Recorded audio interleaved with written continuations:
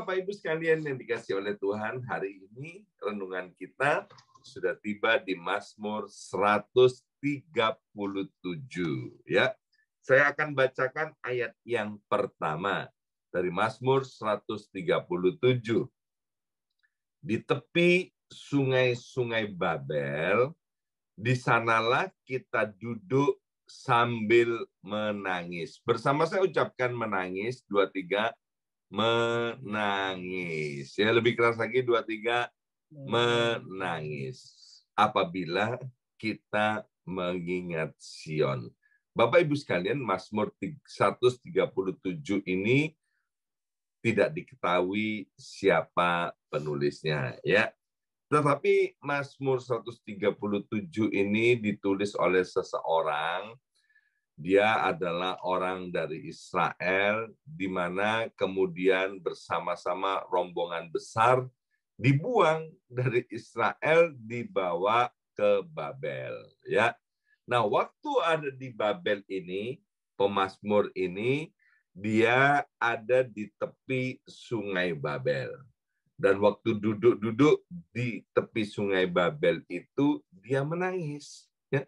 Dia menangis, dia ingat waktu apa yang terjadi di Israel itu. Nah, pemazmur ini mengingat bahwa hidupnya itu begitu menderita karena perbuatan dosanya. Tapi waktu mazmur ini ditulis, pemazmur ini sudah nggak hidup di dalam dosa, tapi dia sedang hidup di dalam kesedihan. Waktu dia ingat akan peristiwa yang terjadi di Israel, maka dia itu nangis sedemikian rupa karena dia menyesali mengapa dulu itu berlaku begitu bodoh sehingga kemudian dia mengalami penderitaan. Ya. Nah, kita tahu seperti yang dikatakan oleh Alkitab bahwa upah dosa adalah maut. Biarlah melalui Mazmur 137 ini kita akan memeriksa hati dan diri kita masing-masing. Yang pertama, pelajaran yang kita dapat dari Mazmur 137 ini, kalau pemazmur ini dia menangis ketika dia mengingat bagaimana waktu dia berdosa dan kemudian dia mengalami kehancuran dalam hidupnya, mengalami penderitaan. Nah, hari ini melalui Mazmur 137, coba ingat-ingat apa yang menyebabkan kita ini menangis, ya? Apa yang menyebabkan kita ini menangis? Saya masih ingat bagaimana saya ini menangis ketika papa dan mama saya itu bertengkar, Bapak Ibu sekalian, ya. Dan pertengkaran itu sangat hebat sekali sehingga saya dan saudara-saudara saya itu semuanya sembunyi di bawah kolong meja dan kemudian nangis begitu hebatnya. Sedih, saudara, melihat orang tua saya bertengkar. Maka itu kemudian saya berusaha di dalam hidup ini ketika saya berumah tangga, saya ini menjaga sedemikian rupa agar supaya kalau sampai bertengkar dengan istri saya itu kalau bisa nggak di depan anak-anak. Kalau sampai terpaksa nggak menguasai diri, maka begitu bertengkar harus segera diselesaikan. Ya, ada beberapa hal yang membuat saya itu menangis, yaitu bagaimana juga ketika saya berlaku jahat, saya tinggalkan istri dan anak-anak. Ya, hari ini kalau ingat peristiwa itu, saya menangis. Ya, wah, kok tega banget ya melakukan hal yang seperti itu.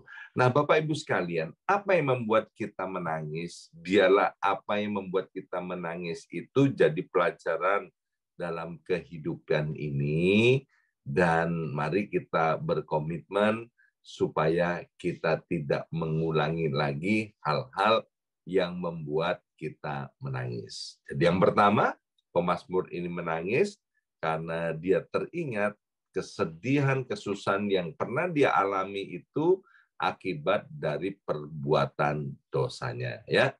Kemudian ayat yang kedua sampai dengan ayat yang keempat. Ini lagi check up rohani nih Bapak Ibu sekalian ya, check up keadaan kita masing-masing. Pada pohon-pohon gandarusa, di tempat itu kita menggantungkan kecapi kita. Sebab di sanalah orang-orang yang menawan kita meminta kepada kita memperdengarkan nyanyian, dan orang-orang yang menyiksa kita meminta nyanyian sukacita. Nyanyikanlah bagi kami nyanyian dari Sion. Bagaimanakah kita menyanyikan nyanyian Tuhan di negeri asing? Ya, jadi pemazmur ini dia punya alat musik. Dia bisa main alat musik, dan waktu dia dibuang ke Babel, alat musiknya dibawa, ya. Dan kemudian di Babel ditanya, ini alat musik ini buat apa? Oh ya, buat main musik. Terus waktu main musik untuk apa? Untuk memuji dan menyembah Tuhan. Lah sekarang kok digantung ini alat-alat musiknya, ya kan? Kok nggak main? Ayo sekarang main musiknya, ayo nyanyi. Nah, kita tahu bahwa pemazmur ini waktu dia ada di Israel sebelum dibuang ke Babel, dia suka memuji dan menyembah Tuhan, ya. Dari antara kita tidak semua bisa memain musik, Bapak Ibu sekalian, ya. Tetapi itu tidak akan menghalangi kita untuk berhenti memuji Tuhan.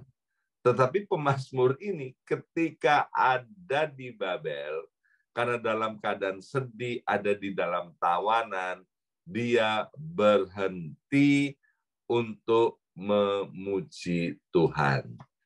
Maka yang kedua, yang perlu kita tanyakan kepada diri sendiri, apa yang sesungguhnya yang bisa membuat kita bernyanyi atau memuji Tuhan? Jangan-jangan kita hanya memuji Tuhan ketika kita ada ibadah virtual atau di gereja, ya. Dan ketika kita nggak di gereja, kita nggak memuji Tuhan. Nah, memuji Tuhan itu harus jadi kebiasaan buat kita. Apalagi kita yang hidup di zaman sekarang, teknologi begitu maju. Ibu Yongki pernah bersaksi bagaimana waktu dia dalam keadaan sedih yang banget, ya. Dia kecewa, dia terluka, dia sakit hati. Tetapi di dalam kesedihannya, dia memaksa untuk memuji Tuhan. Caranya gimana? Dengan tape recorder pada zaman itu, dimasukin kaset, dan kemudian kasetnya itu berisi puji-pujian, dan di situ Ibu Yongki mengikuti puji-pujian yang ada di kaset itu. Ya, Bapak Ibu sekalian, kita tahu ketika kita memuji Tuhan, Alkitab berkata Tuhan itu bertahta di atas pujian umatnya. Ketika kita memuji Tuhan, fokus kita bukan lagi kepada masa dan kesusahan kita, tapi fokusnya kepada Tuhan. Kenapa? Karena Tuhan yang dipuji-puji. Ya, hari ini keluarga kami kurang sehat, ada batuk, sedikit flu, tapi ini tidak menghalangi kami untuk memuji Tuhan. Kami terus memuji-muji Tuhan. Saya masih ingat waktu keluarga kami kena COVID pertama kali, tanggal 20 Maret tahun 2020. Ya, 2 tahun yang lalu tuh, waktu parah-parahnya di New York. Oh, kami terus ada di dalam hadirat Tuhan, memuji Tuhan, memotivasi, mengencourage, dan memimpin jemaat untuk memuji Tuhan. Padahal waktu itu badannya sakit semua, suhu di tubuh itu panas, tetapi karena kami memaksanya, ya, memuji Tuhan itu harus taruh pada kehendak, bukan taruh pada perasaan kan, tapi kami paksa untuk memuji Tuhan. Akhirnya kami lewat, ya, lolos dari maut itu, nggak ada yang mati, ya.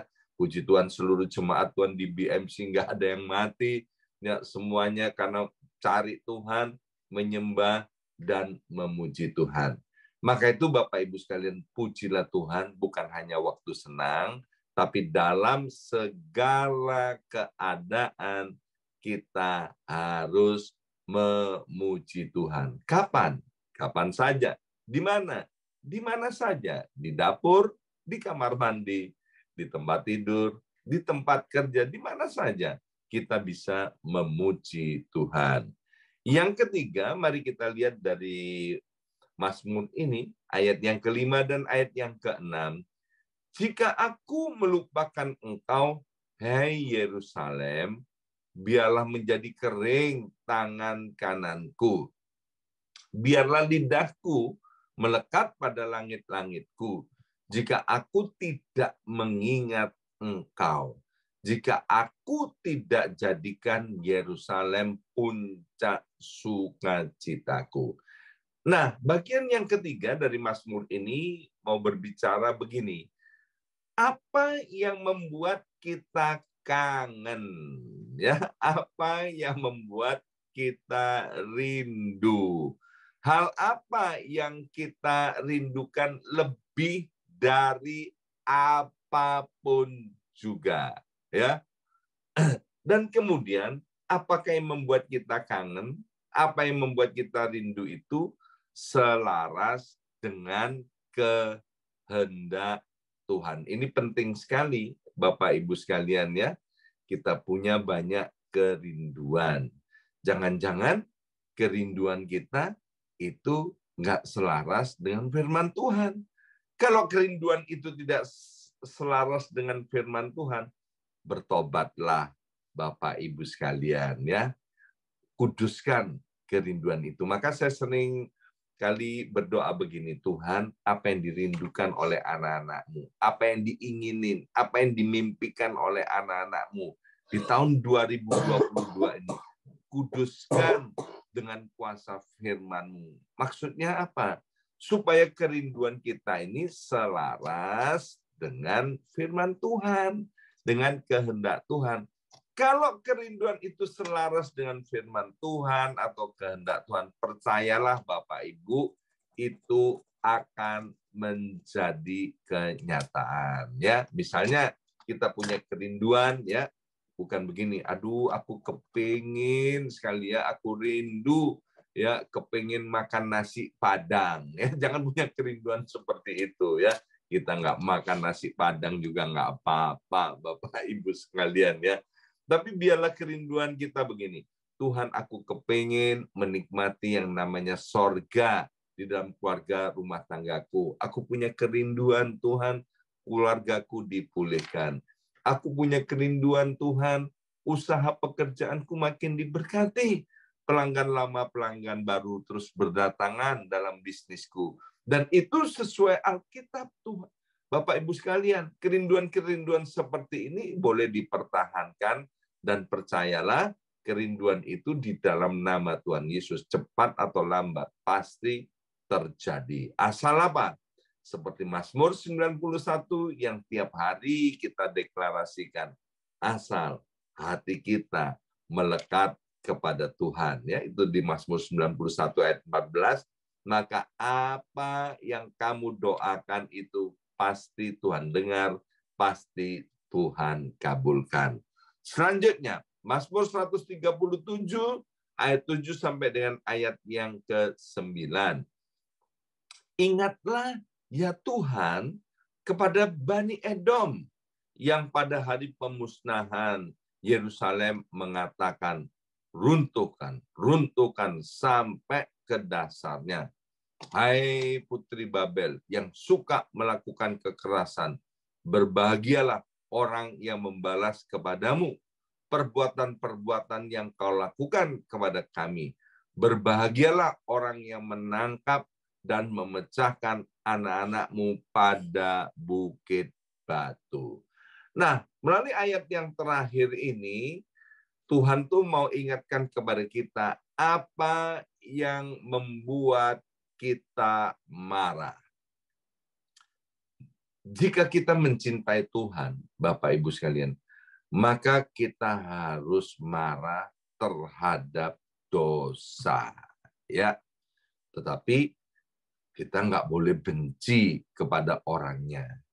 Kita boleh marah dengan perbuatan dosanya.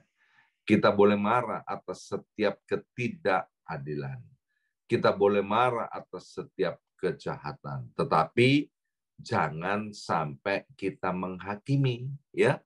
Sebab Alkitab berkata penghakiman itu adalah haknya Tuhan, bukan haknya kita.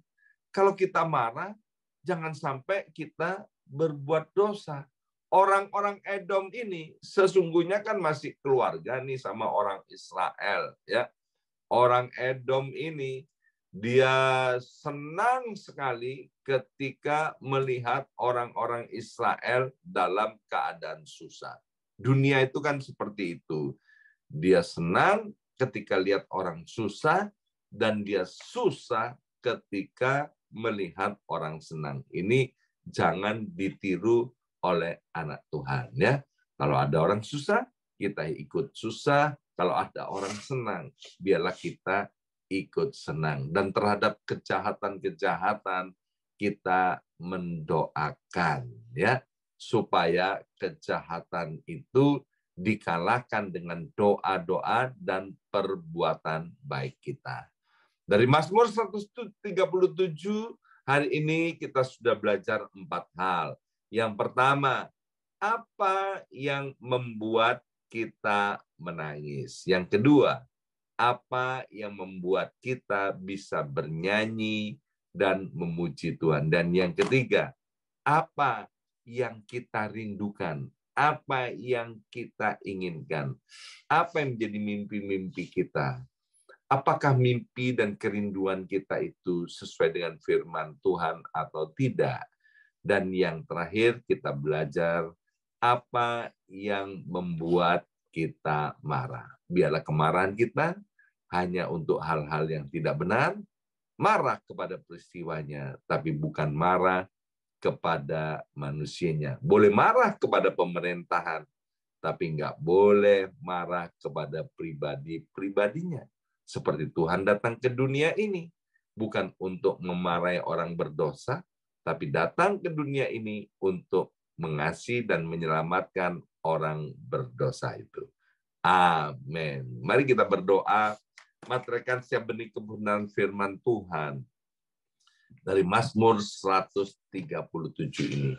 Biarlah kami mau check up rohani kami, kami mau check up kondisi kami ini, Tuhan. Biarlah hati kami ini murni, hati kami ini bersih, hati kami ini kudus, berkenan di hadapan-Mu. Selaras dengan kebenaran firman Tuhan. Dalam nama Yesus, kami sudah berdoa. Haleluya. Amin, amin, amin.